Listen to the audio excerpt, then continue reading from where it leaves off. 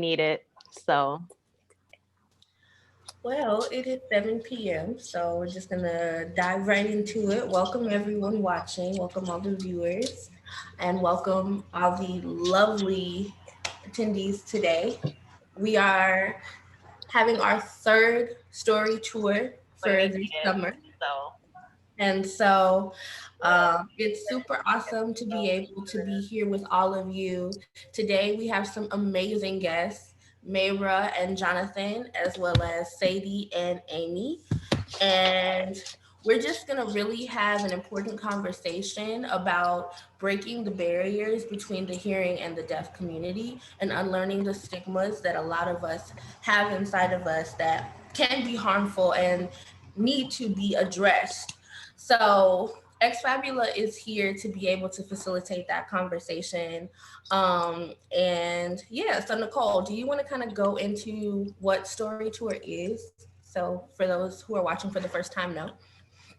Yeah, so StoryTour is a tour of highlighting important people and stories in somewhat of like a virtual affinity space for Black, Brown, and Indigenous folks. So, hearing from people we might not also always necessarily hear from. So this is our third episode now. And it's kind of an even more special episode because not only are Myra and Jonathan Black and Brown, but they are also from the deaf community, which is another untapped voice in our community that we don't always get to hear from. So, and we've been working with Myra and Jonathan for, is it over a year now, I think? Yes. Yeah, and we've grown to really love them, and they are now, I guess, technically Ex Fabula staff because they have been leading workshops as storytelling coaches for the deaf community. Awesome. Well, welcome, Myra and Jonathan. I'm super excited to be able to have this particular session, the story tour, because I just really am inspired by the work that the two of you do, as well as the ways that you have helped Ex Fabula really take a look into how we can be more radically inclusive and how we can make our slams more accessible for folks. So I just want to shout out to both of you for all of the love that you have given to Ex Fabula, and we hope to be able to love on you the same ways.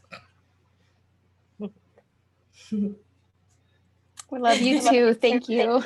Yes, thank you. Appreciate that. Thank you. So we have Sadie and Amy here to help interpret. And so we're gonna ask some questions and we're gonna give Jonathan and Mayra both the opportunity to answer. Um, and Nicole, do you think it's a good time to get started with the questions or do we want to wait? Yeah, I think we can go ahead and begin with intros, maybe. Okay. So let's all just start by saying our names. I'll start with me. My name is Michaela. I am the community connector, volunteer coordinator, and radio host of Ex Fabula Radio. So I am going to be the facilitator for tonight, and I've been with Ex Fabula for almost 2 years, and so I'm super excited to be here tonight and to facilitate this conversation. Nicole, you want to go next? Me next? Okay. Yeah. So I'm Nicola Costa. I'm the Marketing Communications Associate for Ex Fabula, and I also produce and co-host now our radio Ex Fabula Radio on River West Radio and Story Tour, which is. And Mayra, would you like to introduce yourself next? Yes. Hi, everyone. My name is Mayra Castrojon Hernandez. My sign name is an M by my lips. And I am an ASL coach for Ex Fabula. I work at a college. I do tutoring for ASL. And I work with WESP DHH as a education specialist and a professional as a deaf mentor. I work with parents who are having the ability to hear, but they have children who are deaf and they don't know sign language. So I go within the house to help educate them on the deaf community as well as teach them sign language. So most of the time now I am starting a career for being a deaf interpreter as well. So as a deaf woman of color, I have so many roles. I also am on a board of deaf women of color as their president. And I look forward to all these opportunities. Awesome. Well, thank you so much for being here. Jonathan, would you like to introduce yourself next? Hello, everyone. I'm Jonathan Peterman. My name sign is JP in neutral space. I've been an assistant coach working with Mayra for Fabula. I've been involved with Fabula for about a year now. And I work at the Wisconsin School for the Deaf as a teacher's aide. And I've actually worked there. This August 15th will be my 3-year anniversary working there. So I work from very young children all the way up through high school. This year, I was involved in the storytelling last season, and now I'm able to take a more supportive role. So I'm really enjoying it so far and look forward to the rest of the opportunities. Awesome. Thank you so much for being here. And so we're just going to get started with our first question for the night, which is, can you give us a rose and a thorn? So the rose would be a beautiful thing that happened to you this week, a highlight, and the thorn would be something that wasn't so good. So Jonathan, would you like to be the first person to give you a rose and your thorn?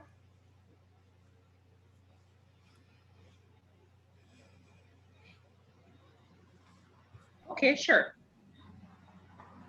So for this week, it's actually been a pretty good week. I kind of went to different areas. I'm an independent contractor as an Uber driver. I went to Lake Geneva. I went to Williams Bay. And I went to just kind of all around. It was beautiful between Madison and Milwaukee as well. So just driving around, picking people up, dropping people off. So that was great. That was my rose for the week. And of course, I was sporting appropriate PPE, wearing that mask, but I did enjoy it. And, the money's a nice bonus. So as for my thorn for the week,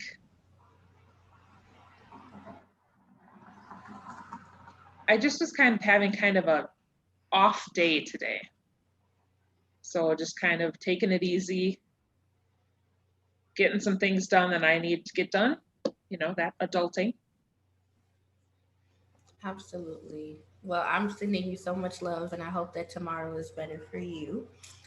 And Mayra, would you like to give your rose and thorn as well?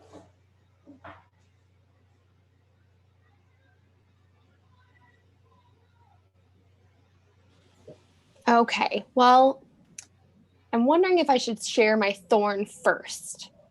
And it's going to be in the role of my self-care. I feel like going out and being one with nature, maybe going for a walk or a run, that's really great for me. And my thorn is I haven't been able to be out in nature at all this week. And I feel like because of that, I kind of neglected my self-care. And I feel almost kind of out of sorts. And I've noticed that not only that, it's like my body and like my mental abilities, I think, are a little out of whack because of it. But my rose, I have to say, I'm very excited. This Friday, my church is having a huge festival. They call it a Holy Supper. And so my church is La Luz del Mundo, and It is the light of the world when translated into English. And so it's talking about that universal light. And so the church itself is also universal. And so we have that kind of greater connection. And it is for people of God. And it's, can you say that again? It's the pulse of God. And the name of that is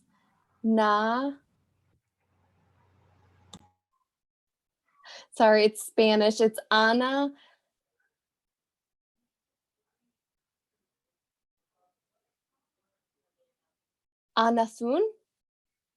Sorry, the interpreter is not good at pronouncing Spanish. But that's okay. But it is a really good way. I call it NG in my community. And so it's one of those things that people of God are able to be connected, and we have this festival to, come together and share that. And so that's this Friday, and I really, really look forward to it. I'm super excited for you to be able to experience that. And I hope that you're able to get out into nature and practice that self-care so that you can recalibrate. So I'm sending you so much love in that respect. All right. So the second question I have for you is, can you just tell us a little bit more about the work you do and how you got into the work you do? So can I start with you, Myra, and then we can go to Jonathan? Yes, of course. So I'm so sorry. What was the question again? So can you tell us a little bit more about the work that you do and then how you got into the work?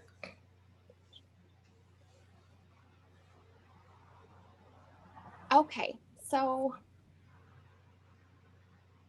as an ASL tutor, I work at MATC in Milwaukee, the Milwaukee Area Technical College. And I started getting into that because I found this skill that I wanted to work with individuals and have them connect to my language. And it made me look back to when I was a kid, because I never had someone to work with me. I grew up in Mexico, and I did not learn sign language until I moved to America. And even then, it was a while before I learned it. And it was the people that helped me learn ASL that made me feel like I was finally understanding. And so it was something that I wanted to be in their shoes. I wanted to feel that connection, like someone connected with me. And it was something that I feel like it's not just that I get into this job. I feel like every day I find a deeper level of commitment and opportunity in this job. Awesome. Well, thank you so much. And Jonathan, can you go into the work that you do and what inspired you to get into that type of work?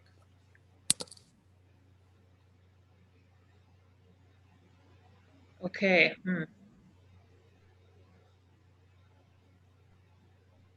So how I started this job at Wisconsin School for the Deaf as a teacher's assistant or teacher's aide is a kind of an interesting story. I had been involved in architecture, construction, many different things. And I was enjoyed and involved in planning, and it was great. But really, I wanted to help people. So now working as an educational assistant, I have that feeling of,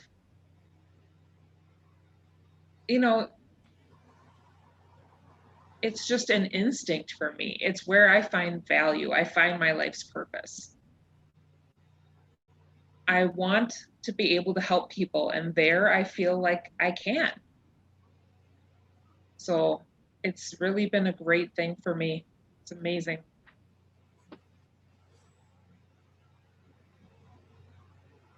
And, I'm the kind of guy who'll give you the shirt off my back. I just do things with my heart wide open and just, yeah. Well, I absolutely appreciate that quality in you. That is a beautiful quality to have. And the grace that you extend to others and the love that you extend to others reflects in the way that you present yourself. And so it's so beautiful to witness the person that you are. And so my next question is kind of touching on something that Mayra said earlier. Um, Really just getting into self-care and the things that you do to recalibrate, because service work and work with helping and assisting others and extending love to others is always work that travels with you outside of the occupation. So I want to know the things that you do to love on yourself and to pour into yourself and kind of center yourself when need be. Can Jonathan start with that question and then Mayra go second?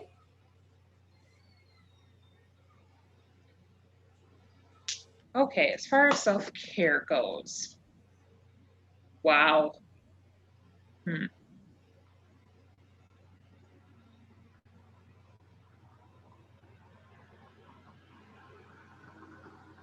Everyone has kind of that middle point, right? If there's that time where you feel great, and then when you feel, okay, I'm good, and then when you're on the downslope. So you have to be able to catch yourself before you start that downward trend.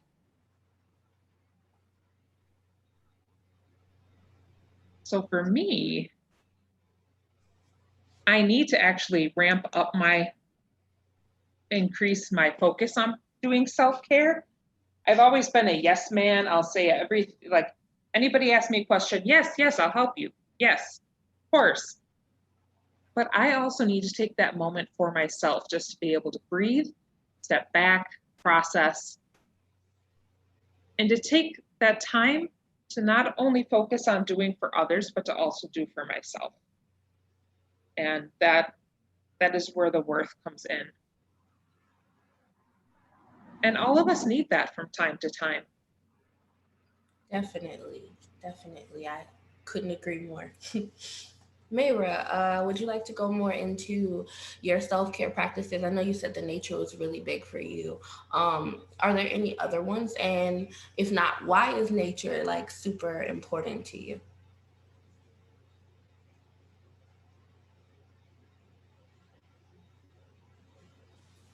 So, with me working virtually and being on a computer all day, my eyes just get so tired and they almost physically hurt. So, it's something that when I can get out of my house and out into nature, I feel free and I almost can just like have that refreshing moment to my brain. I also pray. And that's something that I try and also focus on myself through meditation. I know sometimes it's hard and you don't really feel like it benefits, but it's a moment of being able to unleash certain things from reflecting into yourself. But I love my job, honestly. I really do. And it's something that it is my passion. It is, ever going and never stopping. And there's always a next thing to do. And I try to move as fast and, effectively as I can. And I do get exhausted and worn out, but I know it's worth it because if you love that job enough, it's okay. Definitely. Well, you just gave me a new idea on how to recalibrate for me because I completely understand the eyes hurting and having to get up every 15 minutes because I'm so tired of staring at the computer. So, definitely. But that's an amazing idea, and I admire that about you. Exactly. You understand me. All right. So the next question that I have is for you to tell a story about a time you had to face adversity or spoke up and overcame a challenge. So, Mayra, would you like to start first and then Jonathan can follow up?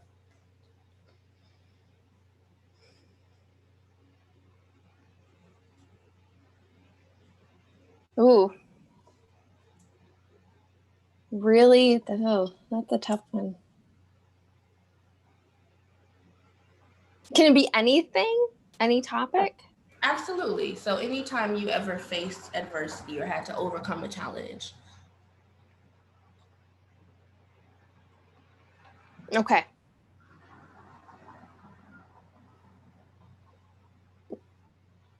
So I have a really close friend of mine who is a white, and it is something that, you know, she's my other half. Like, we are very close. And we are together and we share a lot of the differences of us, like our opinions, our culture. And it's something that, because we see, you know, life is important, and we talk about these different things about what is important for life and what is that next step that we should do. And for me, I ask a lot of personal questions. And I can tell sometimes I can hit a little too close to home for her, and it gets her almost a little frustrated, but she understands. And sometimes she'll get back to me and she'll ask, why am I being so blunt? Why am I asking too harsh of questions? And I think it comes to the point where I cross the line. And there was one of these things where we talked about police and how I'm going to have people call the police against me because of my skin color, and she will never have that. And it almost kind of felt taken back. I felt, you know, I never realized that this individual had these harboring feelings before. And I don't know what happened, but I just didn't feel good. And I had to leave that situation. And then I realized that, you know, this is something that can be toxic. And I need to realize that my family is from Mexico. I am a Mexican woman. This is my culture. And to have someone who would blatantly talk about people are going to call the police on me because of my skin color, and have that so ready to say and not come back to apologize or where it came from, that was to me a moment of white privilege that she didn't even know that she had. That resistance of not realizing how forward thinking that was in her mind, that I was the one that had to keep thinking about that. And I had to I had to let go of her in that moment. Wow, that's I'm I'm sending you love, because that is definitely an experience that can be emotionally painful, and I resonate with that definitely. And so I'm definitely sending you love, and I'm happy that you were able to choose yourself and to choose the things that are true to you and valuable to you, instead of preserving something that could be harmful in the long run. So thank you for that. And Jonathan, what about you? Was there ever a time where you faced adversity and had to overcome, or had to speak up?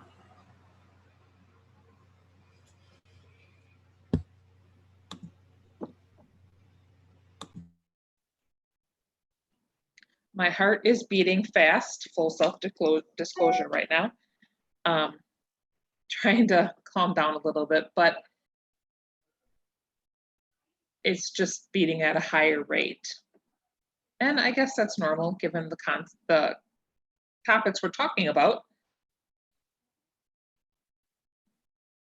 and being alive and being live on YouTube. And I think about it being the year 2020 really in totality has been such an adverse experience thus far. Just realizing the people in this world.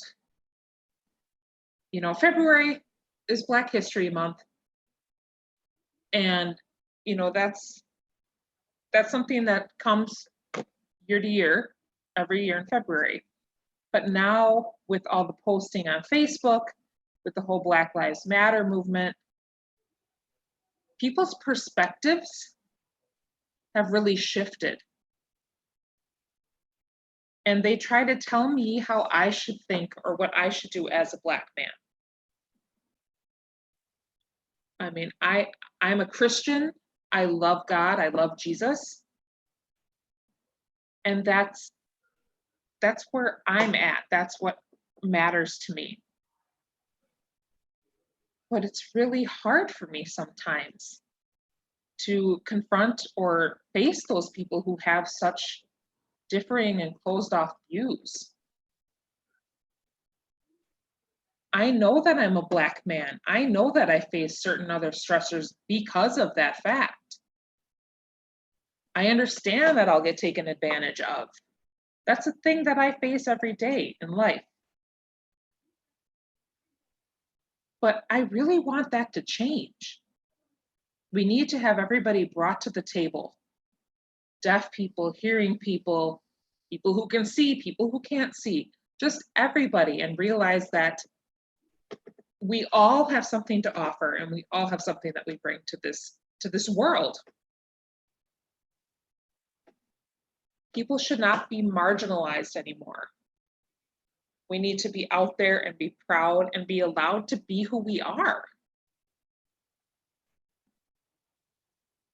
And this is a platform for us to do that. And we, the people who are involved in Fabula, it's a really life-changing experience. The world is what it is, but at least on this little slice of it, things can be different. And we have a higher standard at Fabula than common society.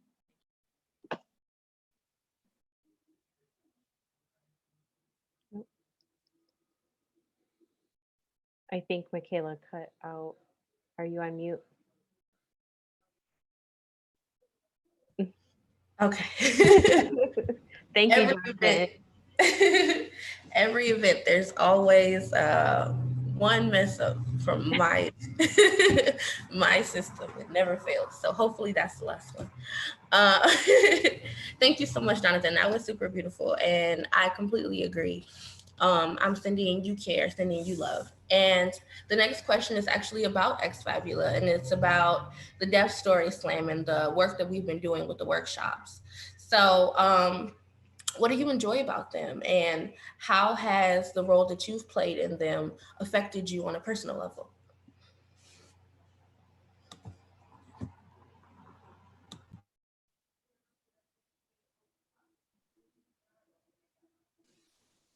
Okay, I guess I'll respond first.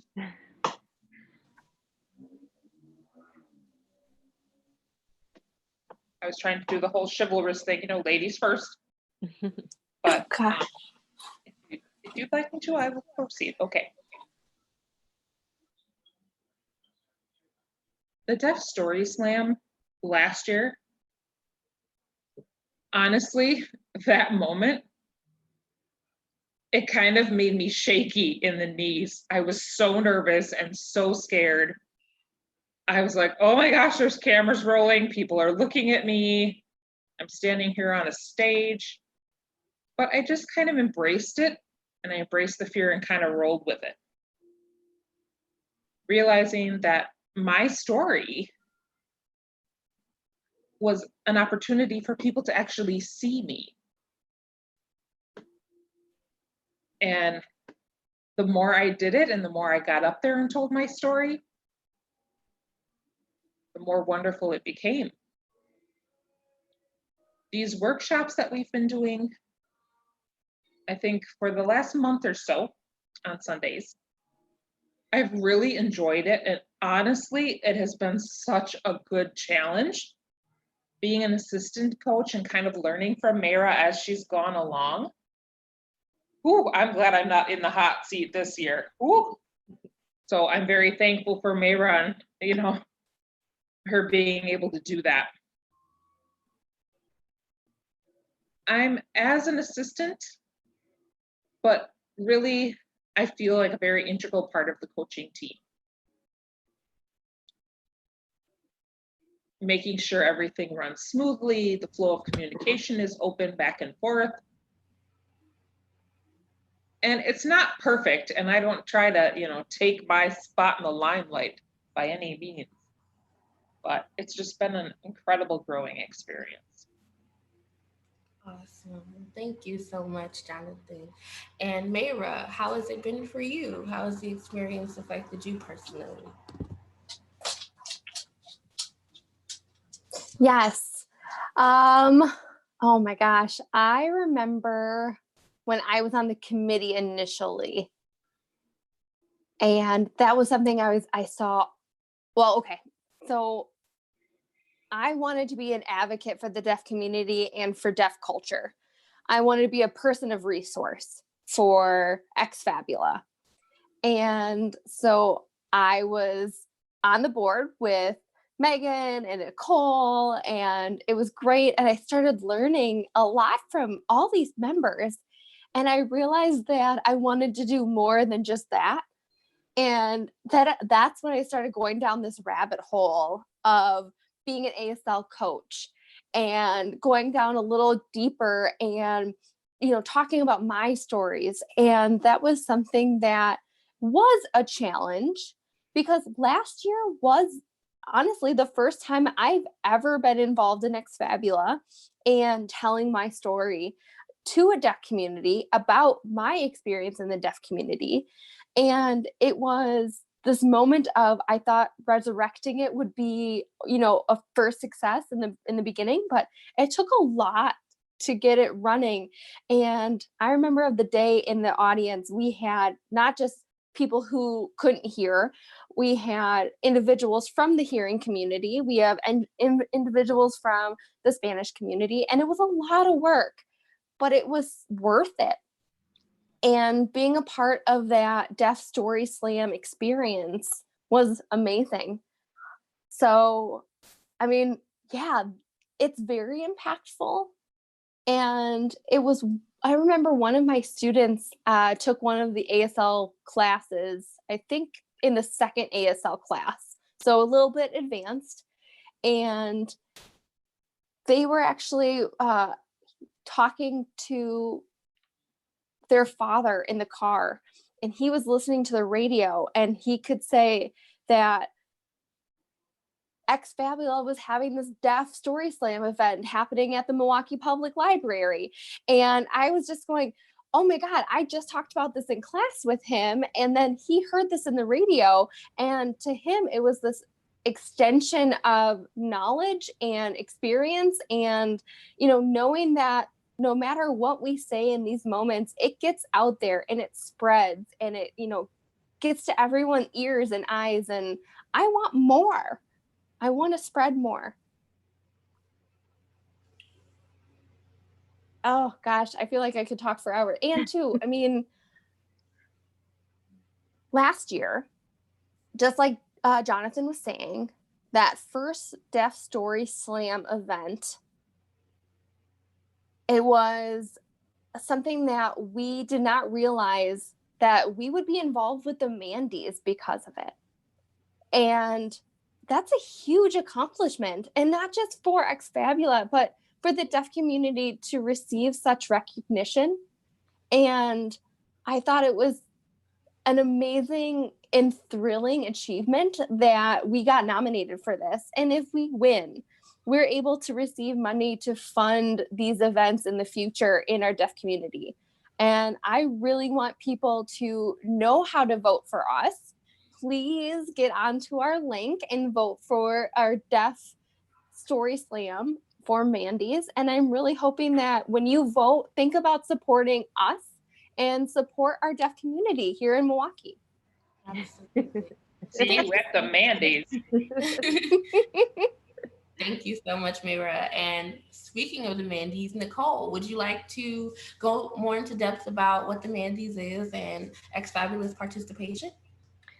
Yes. So for those who don't know, the Mandy's, they hand out awards yearly for Milwaukee. It's called the Milwaukee Award for Neighborhood Development, Improvement or Innovation. I can't exactly remember at the moment, but we were nominated for the Associated Bank Trailblazer Award. And this award goes to someone or an org that takes an innovative approach to a community problem.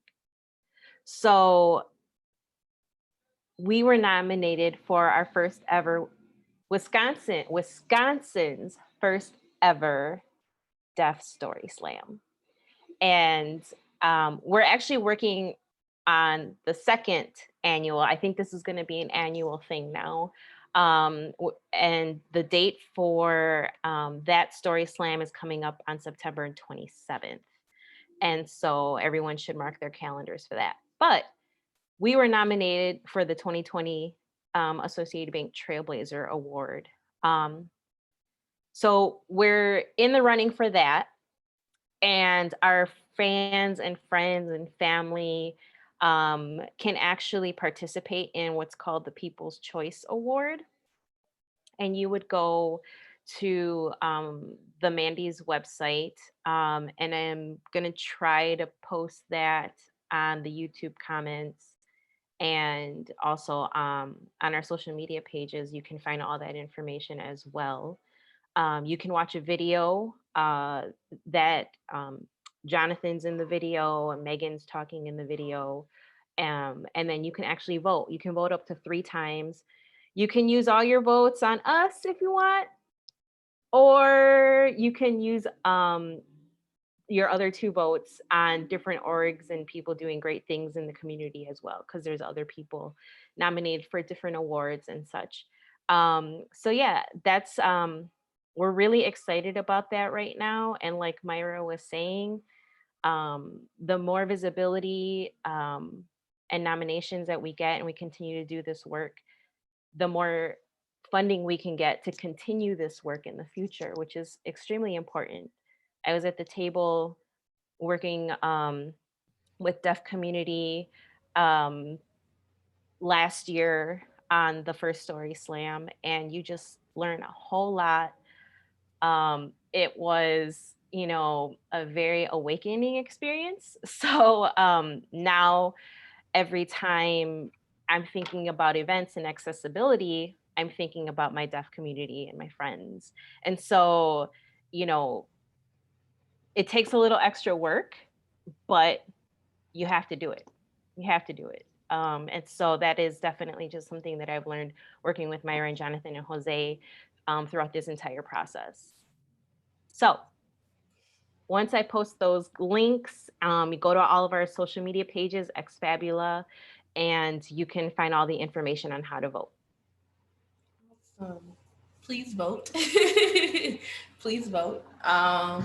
And I will definitely be voting for Fabula. And so, yes. So yes, that's something that we have to look forward to. We're super excited to hear back from that, and everyone in this call has all been involved in some capacity. So thank you all for all of your contributions.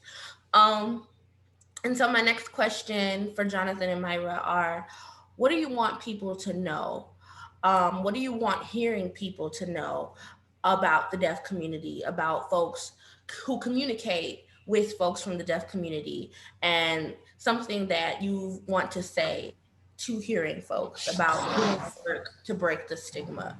So Myra, would you like to answer that question first? Yes, I don't mind. The one thing I think is really important, we can do everything except hear. It's very simple. I mean, so many people look at us and just assume because we can't hear, they go, oh, you poor thing, you just can't do this and you can't do that. You have this disability that limits you. And that's not fair.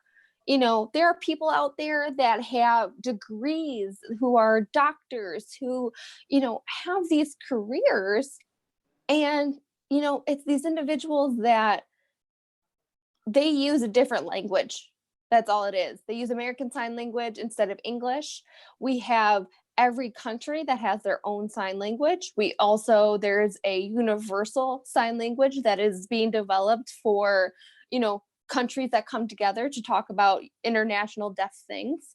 And it's something that you need to think about when you talk with someone who is deaf or hard of hearing or deaf and blind.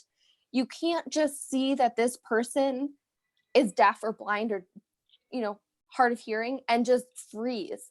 Grab a pen and paper. Try gesturing with us. I mean, we're not going to bite you.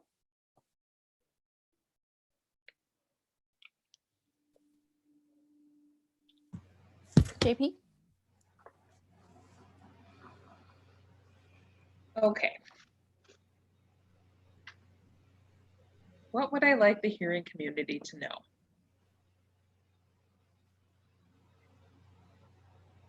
I would like them to open their minds. Don't make assumptions, because that creates a whole laundry list of problems. And deaf people do make assumptions too, but try not to make assumptions about a person. Ask them their preference. Ask them how they prefer to communicate.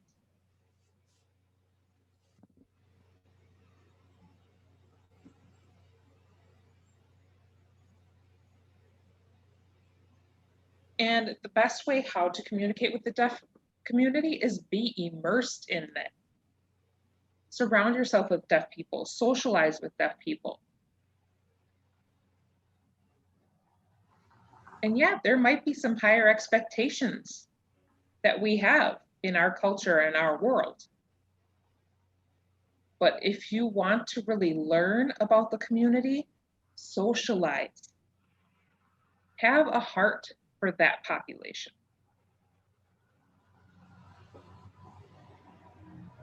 The same that you are in a job interview. You want to make sure you're qualified for the position. The same thing applies when you're interacting with a new community that you are not necessarily a part of. At first, you might get a little bit of a pushback, being like, okay, who are you? What are you doing here? But really, if you show that hunger and you show that drive that you want to learn and you want to be inclusive, every opportunity will open up itself for you. I would like to add a little bit to the JP as well. I really hate when people say, oh, you can read my lips, right? And they're trying to get me to match them. It's always this sense of I need to make myself more hearing, or I need to make myself more appropriate to your world. And I just, you can learn what I'm doing. You can gesture with me, meet me halfway. We are human. And it's something that we all have a heart, and we need to be empathetic to individuals. And we need to keep in mind that, we can't just have these avenues of pushing and shoving. We need to meet each other halfway. Absolutely. And not necessarily just taking a back seat either, and not saying, well, you're the problem, you're the reason it's like this. No, don't turn a blind eye when you see that either. Let that just be nailed into your head and into your brain that this is another human being and another person, and I need to treat them as such. And this is Mayra again. I do want to add another kind of housekeeping rule. Hearing impaired is a taboo word for us. I mean, you're literally making us sound like something's broken. And for our community, it is not something that we want. I am a Mexican woman, but I don't like when people call me a wetback. It's the same thing. I'm a deaf woman. I'm not hearing impaired. Like, to me, those levels of, jargon are impacting me in the exact same way. And it's something that if a person was born with the ability to hear and they lost that ability to hear later in life, those are the individuals that have the identity of I'm a hearing person. I speak English. I am not deaf. And they might say that they have hearing loss or they're hearing impaired. but I am not part of that community. That's not my identity. And so I think that's something that needs to be kind of addressed. And I need people to be a little bit more aware of that and think about how those accommodations to people's identity, actually affects, the words that we use in our everyday language. I have one more tiny little comment to add. Go for it. People who have an identity, such as deaf individuals, you'll hear things referred to as big D deaf or little d deaf. It's to do with the person's identity, how they identify themselves. Don't assume that someone is what you think they are. I can talk personally, but I would rather have an interpreter voice for me.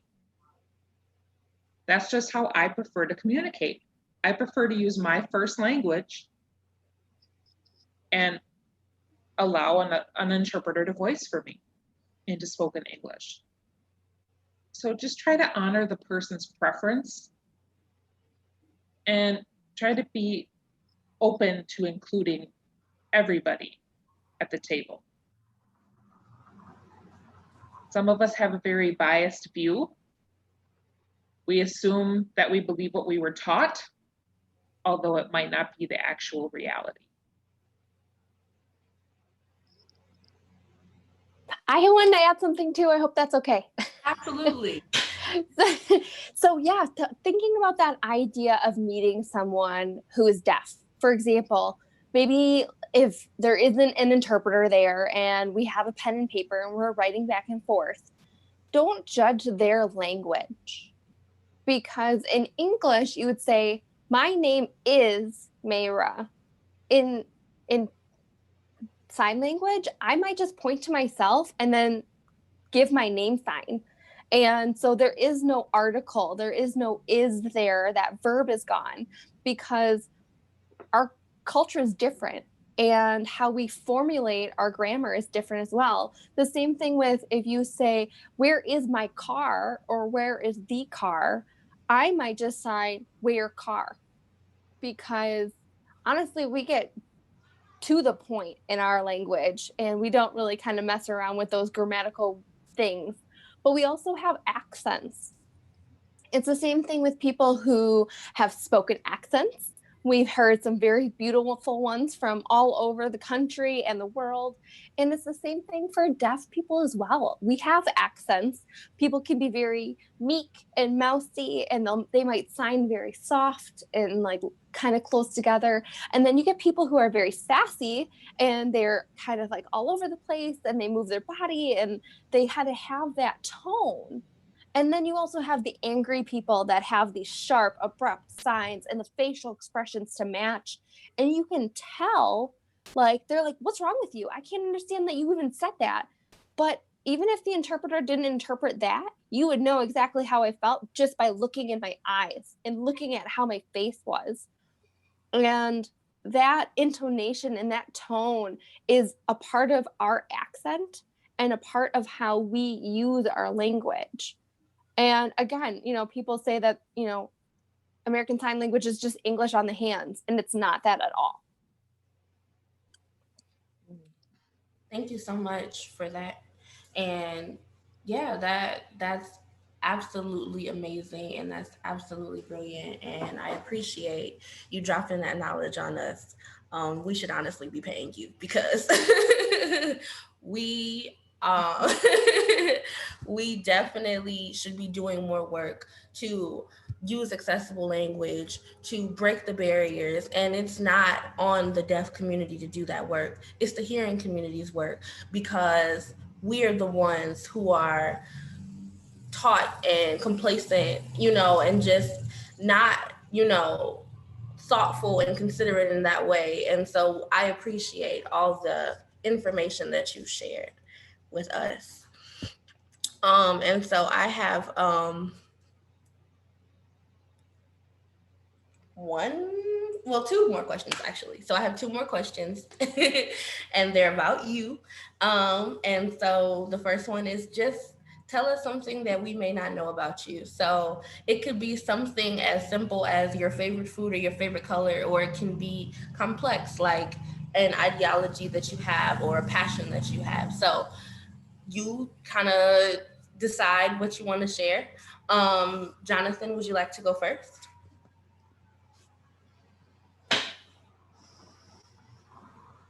Sure.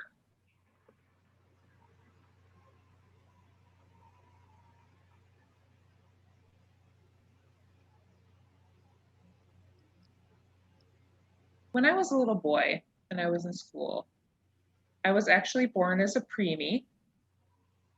I was 1 pound, 9 ounces when I was born. And I was born early at 23 weeks gestation. My parents just prayed really hard that I would make it. And now I am the man you see before you. I grew and all was good. I'm healthy.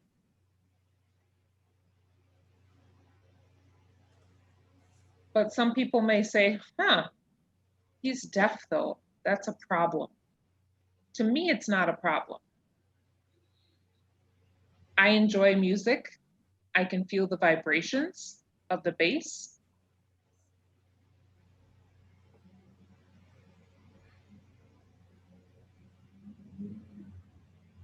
And I used to have an actual sixth finger, a sixth digit I was born with.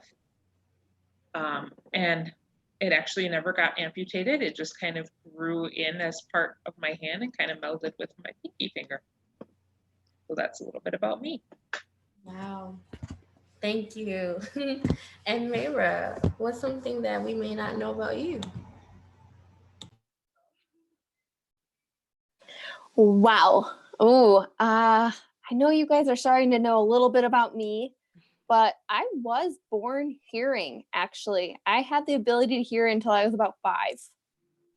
And I spoke Spanish because I grew up in Guatemala, or Guadalajara, I was born. And that was my language, and my life changed abruptly. I mean, honestly, it changed my family as well. Me and my sister, we are the only 2 deaf people in my family. And what happened was I lost my hearing because my sister stabbed my eardrum with a bobby pin because I made fun of her, and she didn't want to be the only deaf person in our family. So ever since then, we had each other for communication. And I honestly, I don't have any ill feelings towards her. I feel really close to her. I feel like we are best friends, and we have that kind of secret language in our family that we can communicate. And in our house, it is so needed. And honestly, we don't care that we're a little bit different than anyone else in our household. And even with our parents, they might tell us that we have to speak Spanish or speak English. We don't care. We still sign and use American Sign Language. And we actually are learning Mexican Sign Language a little bit. Awesome. Thank you. And just to finish off, so before we have Nicole kind of wrap us up, just to finish off real quick, what's something that you're looking forward to this week? What's something that you're excited to see happen in the upcoming week? Mayra, would you like to start first? The Mandy's. Hello, you guys need to vote. I know we've talked about this once, but I will say this over and over and over again. Vote, vote, vote, vote. And I know Nicole said that you have 3 chances to vote and you can share those with other people, but I want to tell you, you should just share them with us because I love you so much. And I think that that love deserves 3 votes. Okay. Second that. I do too. What about you, Jonathan? I agree. Again, please, please, please, please. No matter how you have to get there, if you have to throw a full out tantrum, do it. Vote for us for the Mandy's. Help us so that we can help people keep telling their story and to share that with everybody. We need to help each other out, support each other. So I'm really looking forward to that in the next week.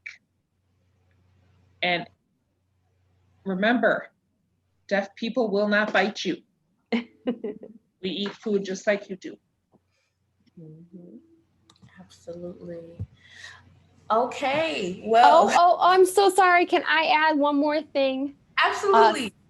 Not only the Mandy's are very important in our future, but I am also excited for September 27th. We need people to join us for our second annual Deaf Story Slam. And this is something that I want you guys to be full on aware of, and I don't want you to miss it. We are going to have some beautiful storytellers, and I think you will regret it if you aren't a part of it. So September 27th, mark it on your calendar. And this will be virtual. It will be all online, so it'll be safe and accessible. And did we mention free? It's free. Do we have a time set for that slam yet? I believe it is at 1 p.m. virtual. Okay, cool. Yes. Well, I will definitely be there, and we hope to see all of you. We hope that our listeners and our viewers are going to show up and show out for our awesome deaf community. So, Nicole, is there anything that you want to say? I know you want to shout out our sponsors. So is there anything you want to say to kind of wrap up tonight? I do. So a lot of the work that we have been doing with the Deaf Story Slam and our workshops couldn't have happened without, let's see, I have a list here to name off: Bader Philanthropies, Libraries Transform Communities Engagement Grant from the American Library Association's Public Programs Office. Woo, that was a lot. I hope the interpreters are able to catch that. And UW Milwaukee Deaf Awareness Week. And of course, our Fabula members. If you're a member, your contributions go towards programs like this. And then one final thing, just to go off of Jonathan and Myra's urgency to vote for us. You have until August 26th to vote. And I did put the link in the comment section, so it'll take you straight there. Just scroll down a little bit and you can find Fabula. Again, all of our social media handle Fabula, all that information, Instagram, Facebook, Twitter as well. Awesome. Well, thank you so much, everyone. Thank you, Myra. Thank you, Jonathan. Thank you, Amy. Thank you, Sadie. We are going to come to a close tonight. This was so awesome, and it's been so great to be able to have this conversation with you all.